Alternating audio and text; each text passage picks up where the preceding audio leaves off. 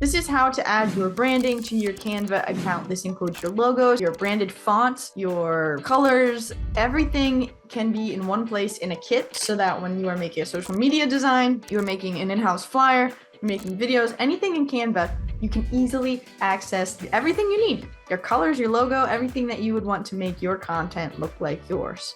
So click Canva on the top left. If you're not seeing this screen, it's kind of like the home screen of Canva. And then you scroll down on the left-hand side and you are going to see brand. And yes, it really is that easy, right under tools here. And so we click brand and you'll start to see our Digi branding. And this is Untitled Brand Kit. You can title yours if you'd like. And we have a bunch of different files in here, so I can always grab what I need as far as different colors, different designs. So yeah, you can add a bunch if you have different logos or different color schemes of your logo. You just click this plus button here and then you simply add your content, all of the logos that you need there. As we scroll down, you see our brand colors. You see we have some other colors in there. You can add your colors here and make sure you get it exact so that you're always using, I don't want that. You're always using the proper colors with every design that you create, and all of your media folks can be on the same page.